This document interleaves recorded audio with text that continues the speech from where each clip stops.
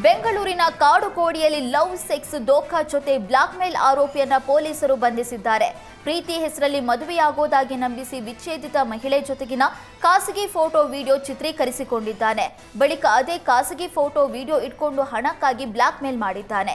ಚಿನ್ನಾಭರಣ ನಗದು ಹಣವನ್ನ ಕೊಟ್ಟರೂ ಕೂಡ ಬ್ಲಾಕ್ಮೇಲ್ ಮುಂದುವರಿಸಿದ್ದಾನೆ.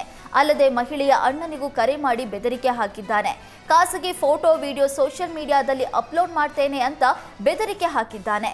ಮಹಿಳೆ ಹೆಸರಲ್ಲಿ ನಕಲಿ ಫೇಸ್ಬುಕ್ ಅಕೌಂಟ್ ಕೂಡ ಕ್ರಿಯೇಟ್ ಮಾಡಿದ್ದ. ಹೀಗಾಗಿ ಸಂತ್ರಸ್ತ ಮಹಿಳೆ ಕಾಡುಕೋಡಿ ಪೊಲೀಸ್ ಠಾಣೆಗೆ ದೂರು ದಾಖಲಿಸಿದ್ರು. ಮಹಿಳೆ ದೂರಿನ ಅನ್ವಯ ಆರೋಪಿ ಶ್ರೀನಿವಾಸ್ನನ್ನ ಪೊಲೀಸರು ಬಂಧಿಸಿ ಹೆಚ್ಚಿನ ವಿಚಾರಣೆ ನಡೆಸ್ತಾ ಇದ್ದಾರೆ. ಹೋರಾಟಗಾರರ ವಿರುದ್ಧ ವಿವಾದಾತ್ಮಕ ಹೇಳಿಕೆ ಕೊಟ್ಟಿದ್ದ ಕದಲೂರು ಉದಯ್ ಉಲ್ಟಾ ಹೊಡೆದಿದ್ದಾರೆ. ನಾನು ಯಾವ ಸಂಘಟನೆ ರೈತರ ವಿರುದ್ಧ ಮಾತನಾಡಿಲ್ಲ. ಒಬ್ಬ ವ್ಯಕ್ತಿಗೆ ಸೀಮಿತವಾಗಿ ಮಾತ್ರ ನನ್ನ ಹೇಳಿಕೆ ಕೊಟ್ಟಿದ್ದೇನೆ. ನನ್ನ ಹೇಳಿಕೆ ಬಗ್ಗೆ ತಪ್ಪು ಗ್ರಹಿಕೆ ಆಗಿದೆ. ಯಾವುದೇ ಸಂಘಟನೆ ರೈತರು ಸಾರ್ವಜನಿಕರ ವಿರುದ್ಧ ಹೇಳಿಕೆ ಕೊಟ್ಟಿಲ್ಲ. ನಾವು ಒಬ್ಬ ವ್ಯಕ್ತಿಗೆ ಮಾತನಾಡಿರುವ ಹೇಳಿಕೆಯಾಗಿದ್ದು ಅದಕ್ಕೆ ನಾನು ಬದ್ಧವಾಗಿದ್ದೇನೆ ಎಂದಿದ್ದಾರೆ. ನಾನು ಗೆಜ್ಜಲಗೆರೆಯವರ ವಿಚಾರವಾಗಿ ಮಾತನಾಡಿಲ್ಲ. ಹೋರಾಟ ಮಾಡೋದು ಅವರವರ ಹಕ್ಕು. ನಾವು ಪ್ರಶ್ನೆ ಮಾಡಲ್ಲ. ನಗರಸಭೆ ವ್ಯಾಪ್ತಿಗೆ ಸೇರಿಸುವ ಬಗ್ಗೆ ಸಭೆ ಮಾಡೋಣ ಅಂತ ಹೇಳಿದ್ದೇನೆ. ಸೇವೆ ಮಾಡೋದಕ್ಕೆ ಉದ್ದೇಶ ಇಟ್ಕೊಂಡು ಬಂದಿದ್ದೇನೆ ಅಂತ ಉಲ್ಟಾ ಹೊಡೆದ್ರು. ಗುತ್ತಿಗೆದಾರರಿಂದ 30,000 ಲಂಚ ಪಡೆಯುವಾಗಲೇ ಪಂಚಾಯತ್ ರಾಜ್ ಇಲಾಖೆ ಸೆಕ್ಷನ್ ಅಧಿಕಾರಿ ಲೋಕಾಯುಕ್ತ ಬಲೆಗೆ ಬಿದ್ದಿದ್ದಾರೆ.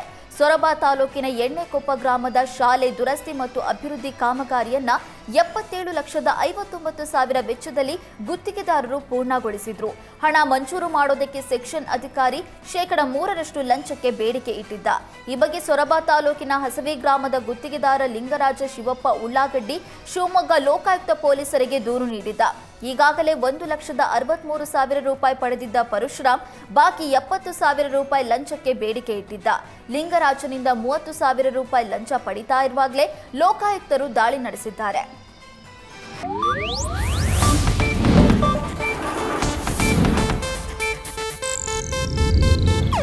ಇದು ಏಷ್ಯಾನೆಟ್ ನ್ಯೂಸ್ ನೆಟ್ವರ್ಕ್ ಪ್ರಸ್ತುತಿ.